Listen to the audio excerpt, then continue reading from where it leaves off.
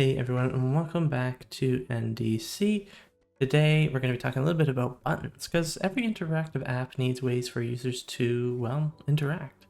Whether it's submitting a form, navigating to a new screen, opening a website, SwiftUI gives us a lot of powerful tools to trigger actions.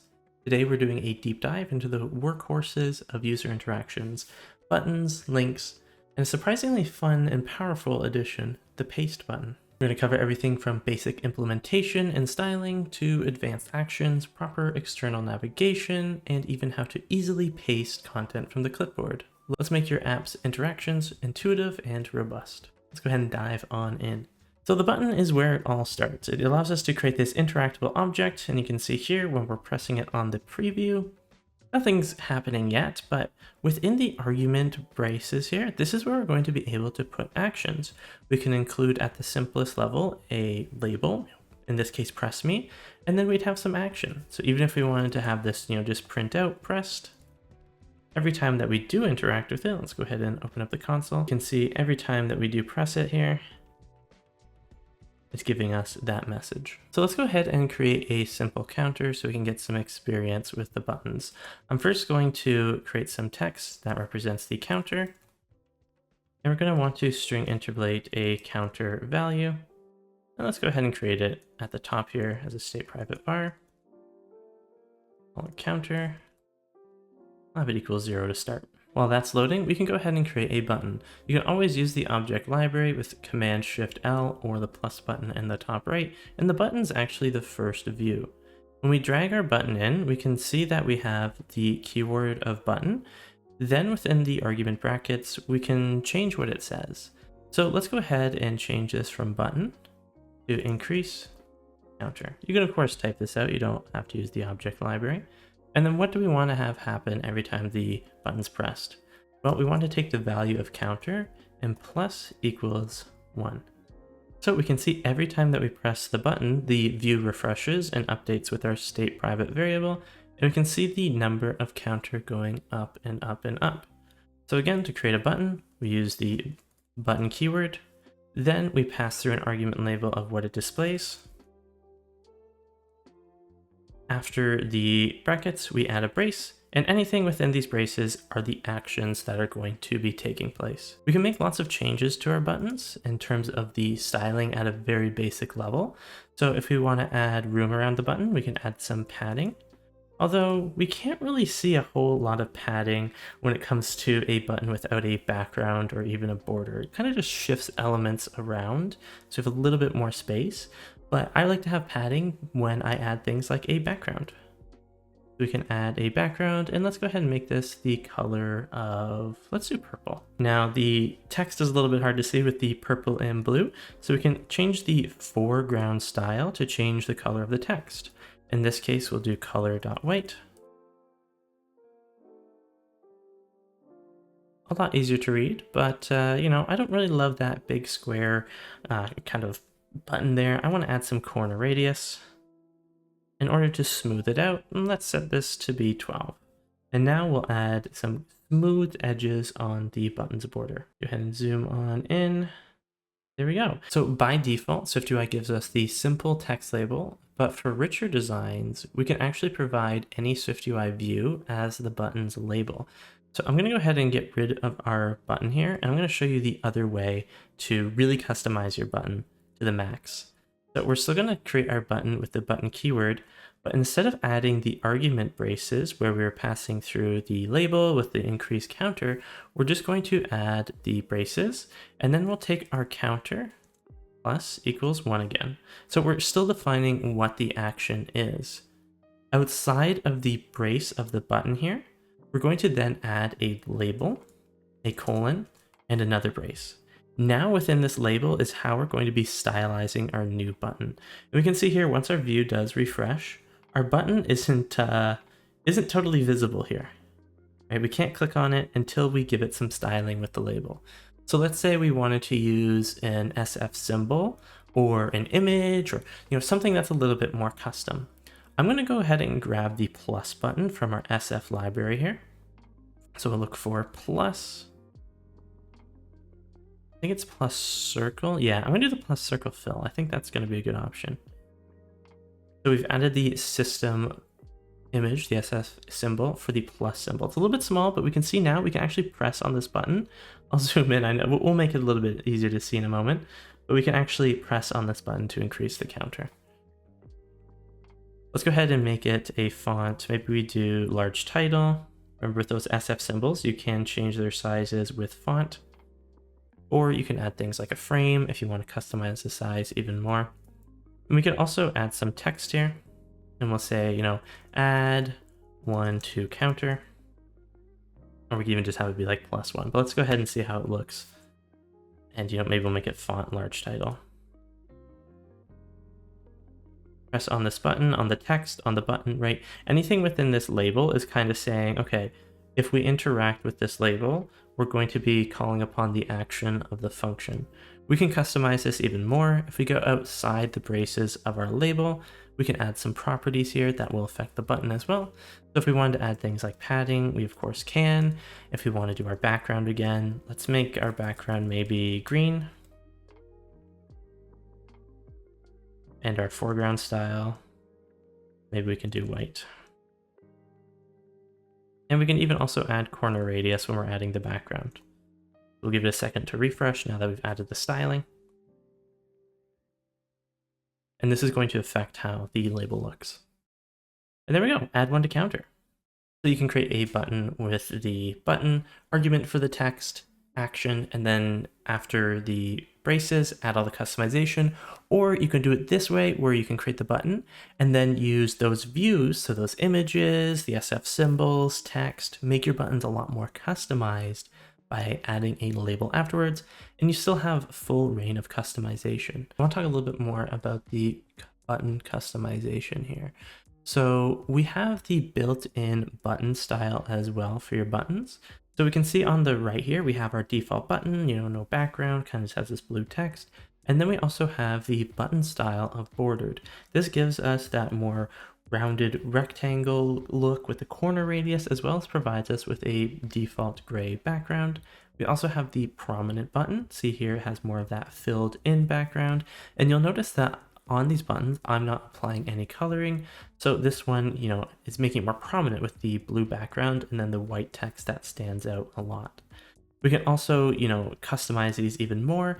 If you're creating a button the first way, where we have the button and then the text within the argument, you'll want to use the tint in order to give it that nice tinted color instead of using the background.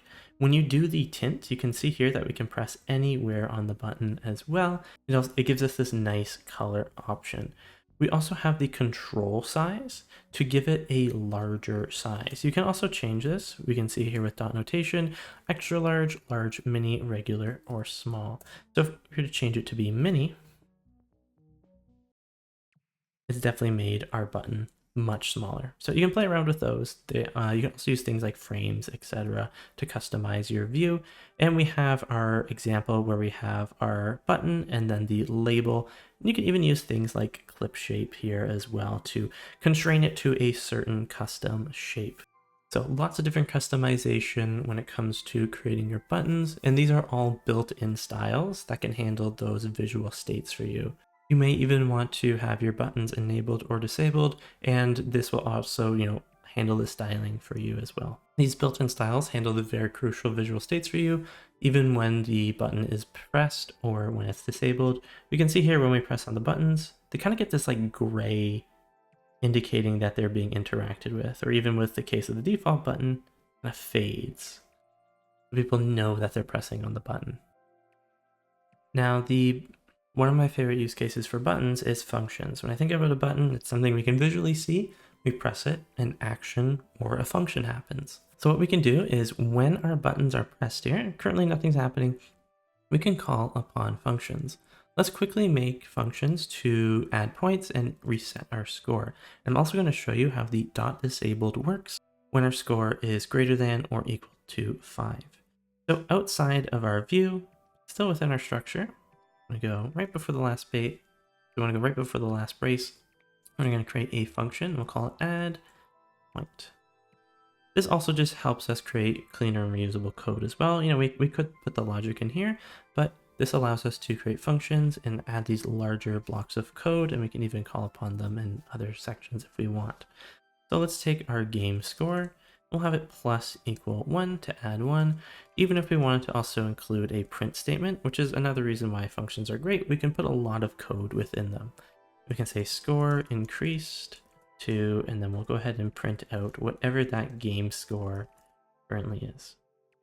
Let's create another function here, our func keyword, and we'll call it reset score.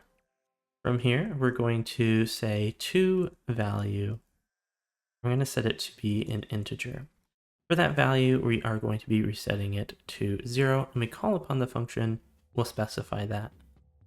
So we're going to take our game score, and we're going to set it to now be the value, whatever is going to be passed through in the parameters. We'll go ahead and print that the score is reset to, and then we'll put in our game score as well. Cool. Now within the buttons, within the parameters here, and again, you can create your buttons with the labels, you can do the quick text, up to you. We're going to have our add point call the add point function. In our reset score, we're going to do the reset, and we're going to set the value to be 0. Let's go ahead and also bring up our console so we can verify our prints. We can clean them from last time as well. So press on the button. It's going to call upon that function. Oh, we got to give it a second to load the view. We can see our spinner of doom up here.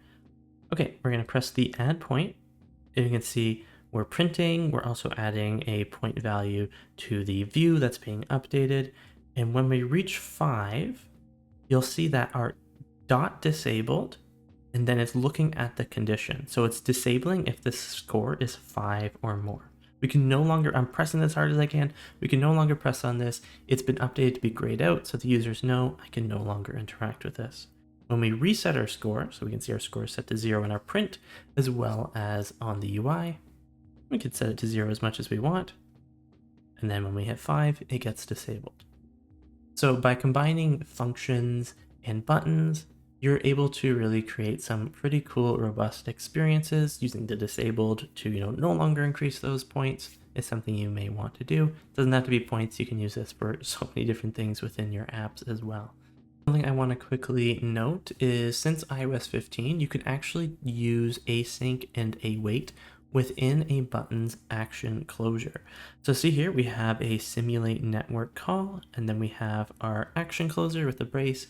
We've then used task in order to perform an async operation. We have our status message of loading. Then we're going to await our perform async action, which is going to call upon this function here. We have our async function, and it's going to sleep for 2 seconds, which is just, us simulating a bit of a delay. And then when we're done, we're going to print the actions completed. Once this function has, ran, everything's good, it'll say, okay, perform action is done, and we'll see our status message of data is loaded. Let's go ahead and see it in action real quick. So we're going to press the button. It's going to load for 2 seconds. It's going to print that it's completed. And at the same time, once it's been completed, we're then updating the status message to data loaded. So this is a great way to integrate the async kind of tasks within your buttons directly, and you can call upon those functions as well. So really great for any network calls or anything you may need to do, or if you're waiting for things to load, etc. Next up is the link. This is your go-to for opening any external URLs like a website, email, or you can even have a deep link into another app. It's actually built on Safari services and ensures a smooth, secure transition out of your app. So to create a link, we can use the link keyword, and you'll notice that we can have a title key and a destination with this first autofill here. Now the title key, or kind of what the link displays as text, we'll see in a second, isn't totally necessary, but it's usually a good idea. So let's say go to Apple website. We'll say Apple's website, so it looks a little bit better. Next, we'll need to include a destination, and we're going to include it as a URL. After the URL, we need to say what type it is. Well, it's a string value. And what is that string holding? Well, we're going to use our quotation marks again, and this is where we're going to include the URL. If you want to make sure you don't make a mistake, you might want to copy and paste an actual URL in here, or use a variable of a URL or a constant as well. In this case, I'm just going to do https://apple.com. Oh, I forgot the www dot. We need to go to the World Wide Web after all. Now you'll see that we get an error here is because we need to use a nil coalescence to provide a default if the optional is nil, or we can force unwrap it. I would suggest force unwrapping it. So outside of the brackets of the URL here, but still within the brackets of the link, we're going to add that exclamation point. If we just use preview and we tap go to Apple's website, nothing's going to happen in the preview. We need to use either a simulator or a real device. We can also style this link. So if we want to change things like the font, let's set it to be title 2. Typically with links, they often respect either tint or foreground color for styling. So if we do tint, we make it blue, right? It's blue by default right now, but if we want to customize it, make it green, we totally can. I'd recommend just making this blue. That's pretty universally recognizable. We also add things like padding, we can add a background, let's add color.pink.opacity, right? We can do lots of different stylings here, even adding a corner radius to that kind of button. Let's go ahead and launch it in the preview so we can see how it works. Afterwards, we'll take a look at Mail 2, and I'll mention this when we get to the Mail 2 part, but Mail 2 unfortunately doesn't work on the simulator. You will need a real device for that one. Oh, look at that, I made a mistake. It's HTTPS. Aha, if you do get an error and it fails to open the URL, there you go. It won't actually navigate you anywhere. Good to know. See, this is why you should just copy and paste, so then you don't embarrass yourself while doing a tutorial. Copy and pasting ensures accuracy. We can see here that the apple.com website has loaded. So again, you can handle this either by having the static link here, or by maybe creating a variable and you call it website, right? And then passing through any of that information. You even make it dynamic, so if you want to have people go to a specific spot, you totally can. Okay, so next up, let's really quickly talk about the Mail 2. Again, you will need an actual device for this one. Mail isn't available on the simulator or preview. So for this one, instead of having the kind of label here where we have go to Apple's website, let's handle it with an H-stack, or you can even do a label if you really wanted to. We're just going to start off by including the destination. And for this one, we're going to set this also to be a URL, which is also a string. If you've ever wanted to mail someone, you start off the prefix of the link with mail to, one word, colon, and this is where we're going to have our support at example.com. Your actual URL would go after the mail to, and just like with the link here, we're going to force unwrap it, or you can use the nil coalescing operator. Now it's going to get mad at us because it's like, well, I need something for the user to click on. No worries. We're going to add our braces after the link, and then we're going to include either a label or an H-stack. I'm just going to do an H-stack pretty quick, and we're going to have an image, and we're going to use a system one. So we're going to use the SF symbol for envelope dot fill. And then we're also going to have some text here that says email support.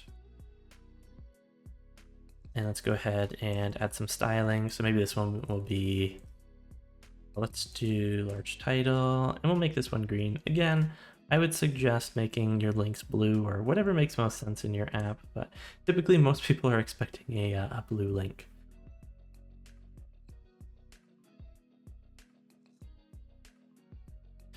So again, this one won't work on preview or simulator because mail isn't available. If you do want to test this one out, you will need a device, but this should open up the mail app and start a message to whatever this mail to URL is. So why are we using link? Well, you could use a button with the UI application.shared.open, but it's almost always preferred to use the link. It's more semantic and handles accessibility better and provides those operating system level features automatically.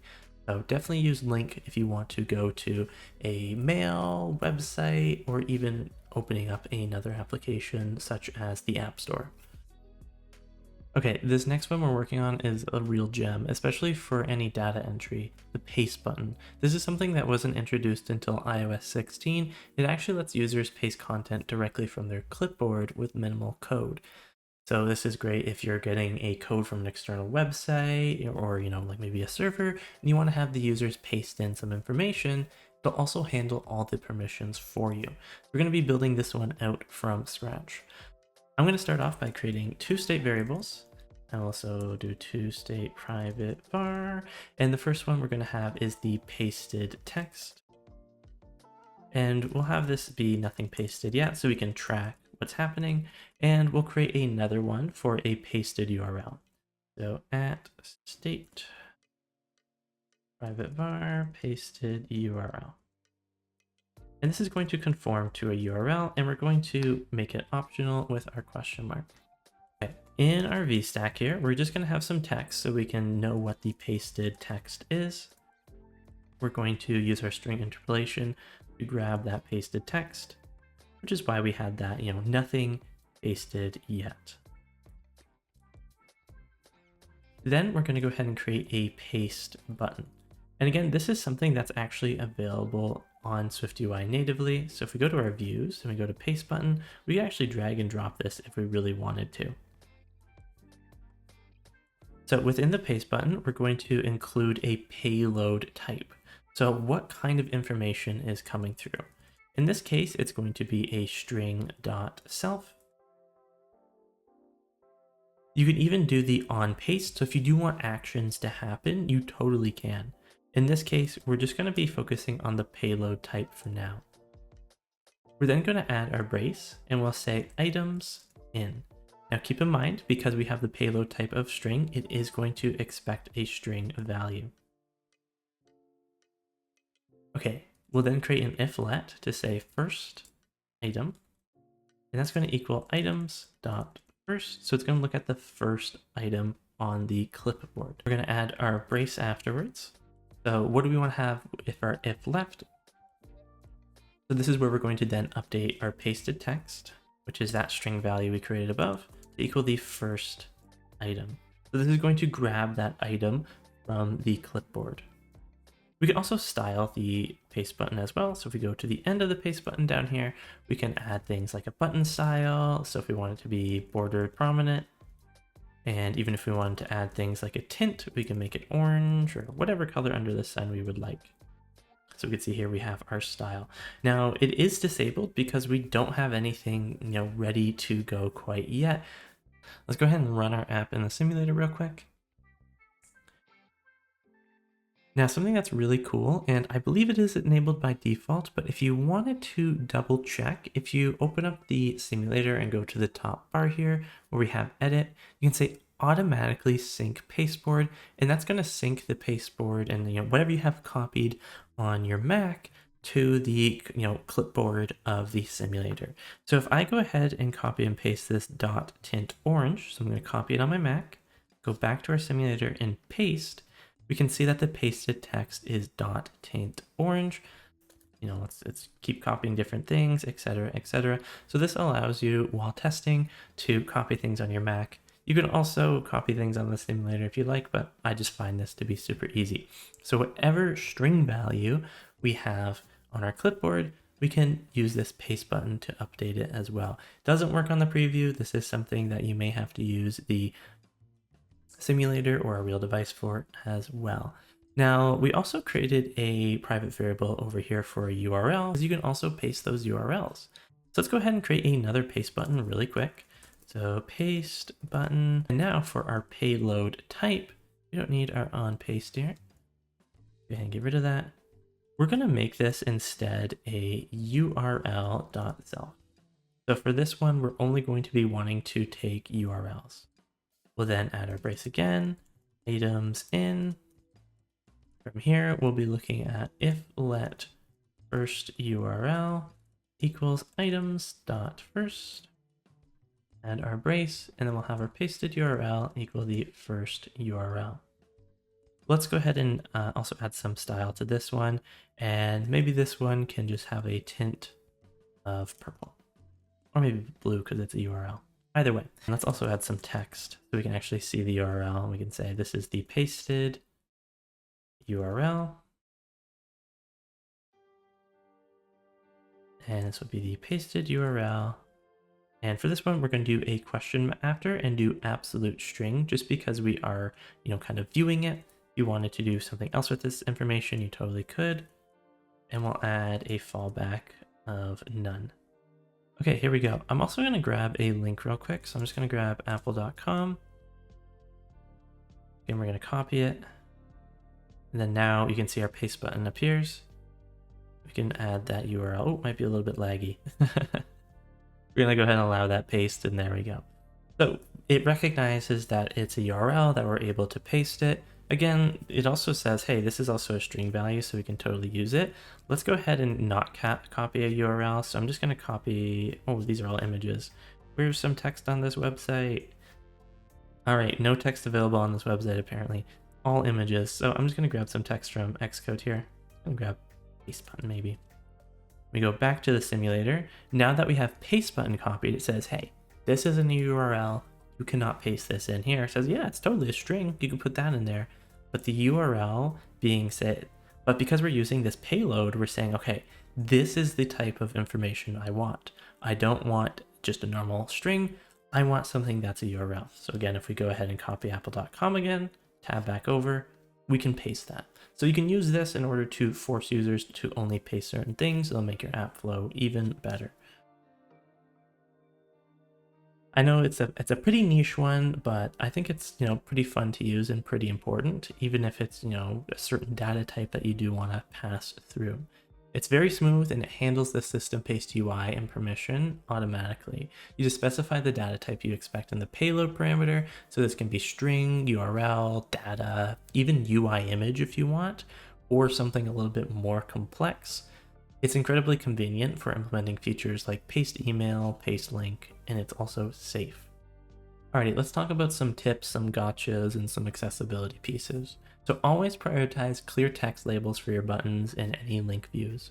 For any custom buttons that may use images here, so this one we just have text, but let's go ahead and change this instead to be a SF image. And we'll grab that plus button again. I believe that was plus fill. Oh, let's do this once more square. So let's say we're using this SF image or perhaps even a custom image in our app. We'll definitely want to include some accessibility labels. Now you can do this by doing the .accessibility label. So accessibility label. Also, big shout out to I always forget what it's called. On the right side here, attributes inspector, which doesn't love to work until you go to a different tab, then come back to it for some reason. This is a great way to add accessibility. So if we want to add a hint, right? And it's going to have these autofills as well. So if we had a custom image here, adding that accessibility label for screen readers is absolutely amazing. Let's talk a little bit about sensory feedback with haptics. So actually introduced in iOS 17. So if you're developing iOS 17 plus, it's actually very easy. So let's say for this large red button, every time that we press it, the counter goes up by 1. So we'll do our plus equals 1. What we can do is we can create a .sensory feedback in order to provide it with some information. So we can use our dot notation and we see we have a lot of different options. I would suggest starting off with selection. So this indicates that a UI element's values are changing. And then the trigger, we can actually link it to some state changing. So if we link this up to the counter, it's going to be able to provide us with that haptic feedback. So the selection is like a light tap, great for indicating a small state change, and the trigger counter means it will activate whenever a counter changes. Think of applying this to maybe a toggle where the sensory feedback's on success and the trigger is when it's turned on. Quick look at these different feedback types. Selection's a light tap, success is the success haptic, warning is a different warning haptic, and error is even its unique one. You'll want to test this one on a real device so you can actually feel those vibrations. Lastly, I want to talk about the difference. So buttons are for triggering actions, so think of saving data, performing calculations, opening alerts. Links are strictly for external URLs, mail, opening up other apps. There is also navigation link, and you can learn more about navigation in my SwiftUI navigation video. And those navigation links are only for navigating within your app's view hierarchies to a new view, and you can customize them the exact same way you customize your buttons as well. So now that you've mastered SwiftUI's button, link, and paste button, the essential trio for unleashing user actions, navigating external content, and even grabbing data from the clipboard, you're ready to make your apps truly interactive. There's always more to explore, like creating completely custom button styles and using the paste button to create your own transferable types, or even integrating actions directly into the SwiftUI's toolbar. You may even want to add a paste button to a form in order to quickly add codes. If this video helped, also, if you do want to download this, it is available on my GitHub pages, and I have all the views broken out into their own nice little sections here. You can download that in the description below. But if you found this video useful, please like, subscribe, dream big, code bigger, and we'll see you in the next one.